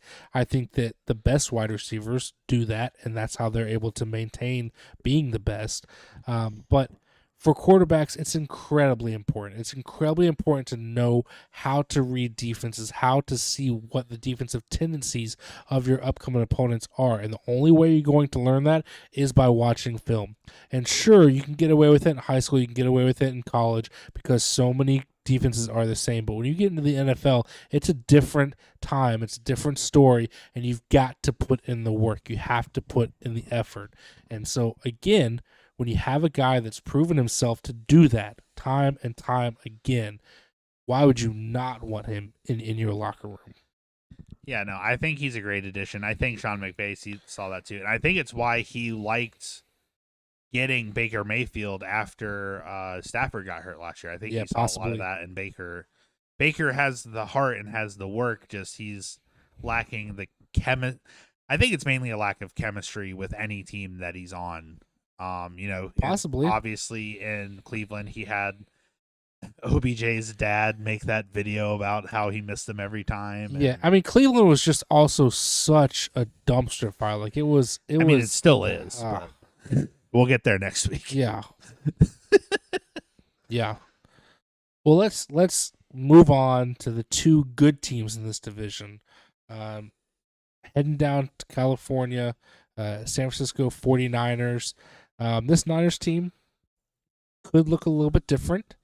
As far as free agent moves, they did go out and pick up Cleveland Farrell on the edge, Javon Hargrave coming over from Philly as defensive tackle.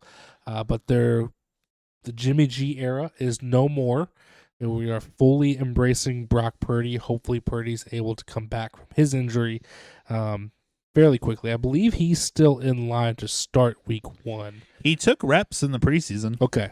Yeah. That's what I thought.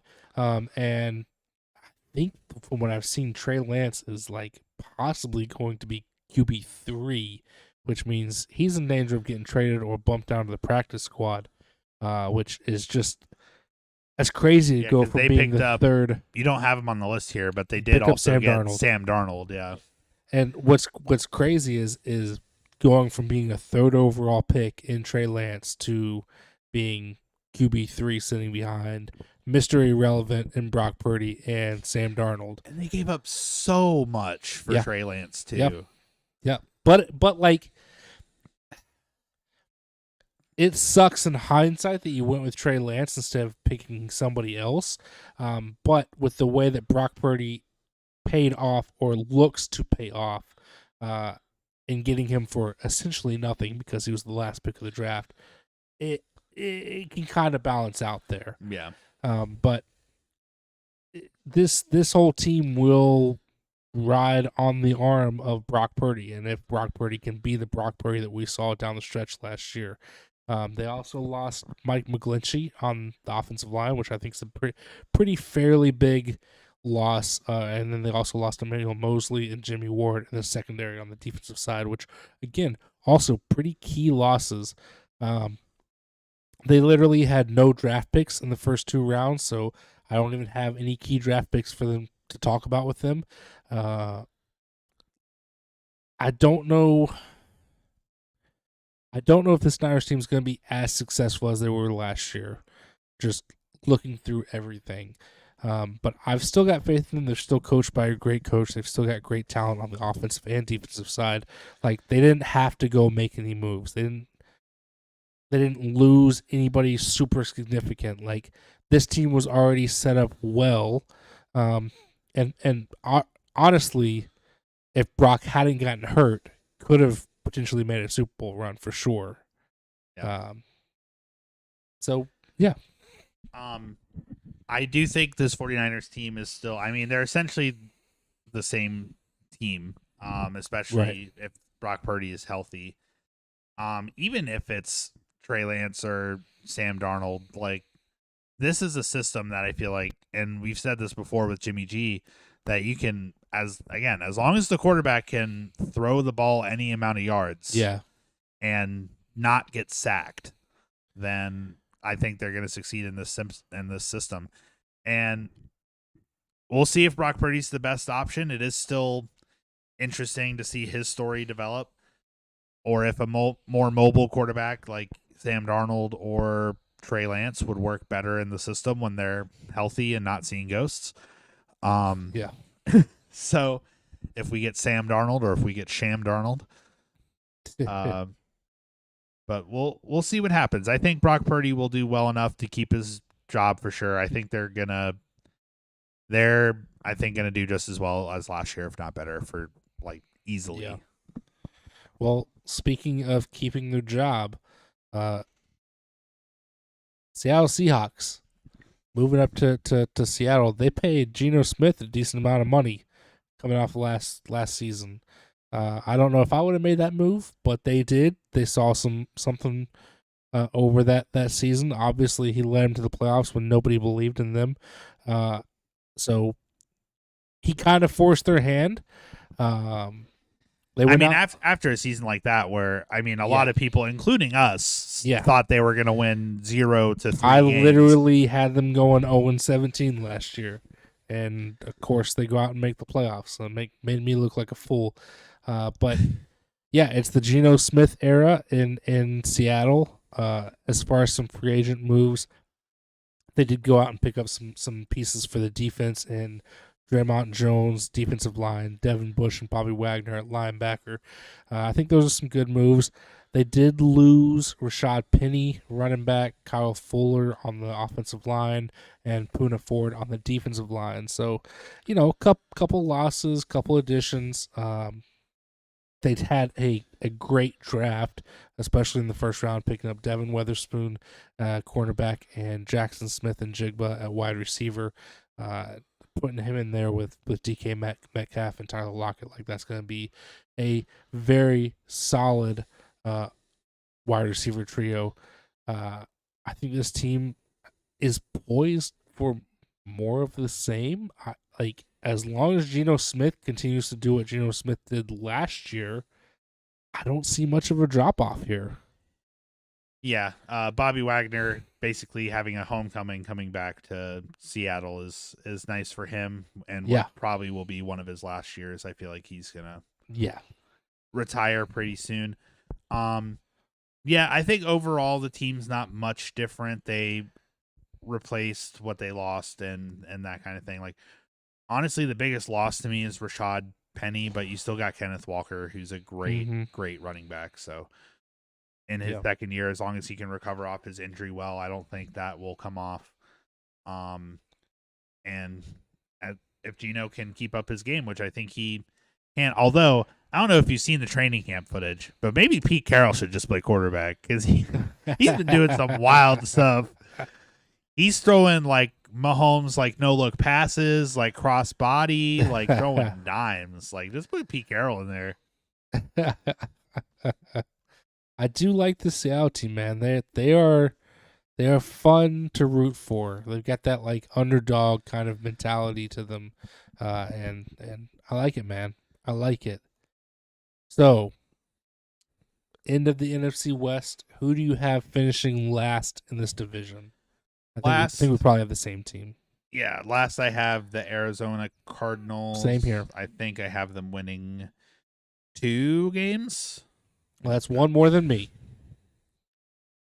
I was a little bit more generous to this division, I think. Because I think when Murray does come back, I think they can get 2 wins. I think that's reasonable. I mean, I said this last year that like when you do this online, schedule predictor, it's very easy to just go through, punch in wins, losses, whatever, and then you get to the end and it's like, oh, how did I have that team going 0-17 or 1-16? It just happens.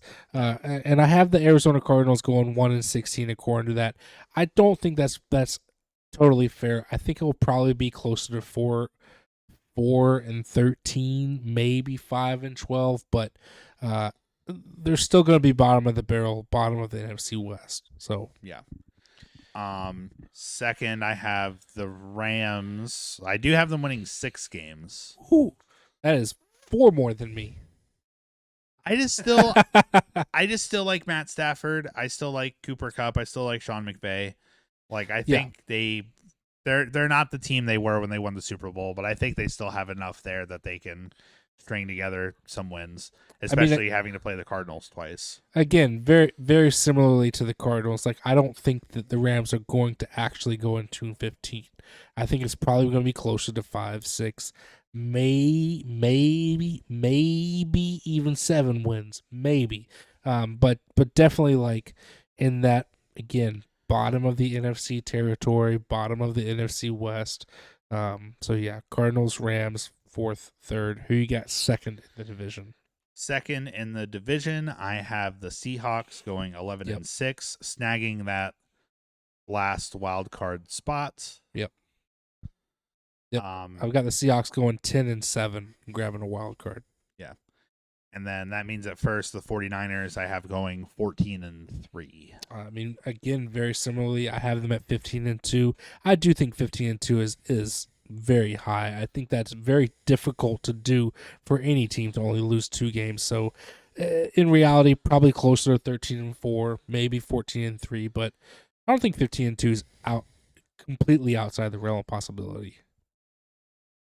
But yeah, I mean that's our NFC. So just to recap my playoff teams, I have the San Francisco 49ers getting the 1 seed at 15-2, the Philadelphia Eagles getting the 2 seed at 14-3, the Detroit Lions getting the 3 seed at 12-5, the Atlanta Falcons getting the 4 seed at 10-7, and then my 3 wildcard teams, I have the Dallas Cowboys at 13-4, getting the 5th seed, the Green Bay Packers getting the 6th seed at 11-6, and the Seattle Seahawks getting that final one at 10-7. I think we're pretty similar in some. I think we have a couple teams that are different. I have the Eagles in the 1st seed at 14-3. I don't know how tiebreakers work, but San Francisco 2nd seed also 14-3. So if you want to flip flop those, I don't think they play each other this season. Yeah, it's probably did seeding just somehow by conference record or something like that. 3rd seed I have the Lions at 13-4. 4th seed I have the Saints winning the South at 12-5. 5th seed wild card Seahawks at 11-6. 6th seed Vikings at 10-7, and 7th seed Cowboys also 10-7. Yeah, not too different, just a little bit different seeding. A little bit different in our wild card teams, but not terribly different. And then just the biggest difference being the NFC South winner that gets that 4 seed. But yeah, makes sense. I think it's gonna be a good season for the NFC. I think it's a little bit stronger than last year. I would say. I think that we're starting to get some good teams up there again. There's still I think all of the best. I want to say 9 out of the 10 top 10 quarterbacks are in the AFC now, but I would agree with that. I mean, for reference, as far as like what I think the AFC is going to look like, my 3 wildcard teams in the AFC are 14-3, 13-4, and 12-5. So like, I feel like the AFC, the top of the AFC, is going to be very, very good. My wildcard teams are also the same record. So find out. Tune in next week to find out if they're the same teams. Yeah. Well, as always, we appreciate you tuning in and listening to us. It means the world that you come back season after season. This is year 3 of doing it, and it's a fun time for us. We very much enjoy it, and we hope you enjoy listening to it. Next week, we'll be doing the AFC. We do have some socials if you want to come follow us at Booth Review Pod, I believe is what it is on most of them. I should probably check that. But we do have a Discord. Come hop into the Discord. That's where all the important stuff is going down. So come hop in there and get into the conversation. We'll be back next week with the cream of the crop in the AFC.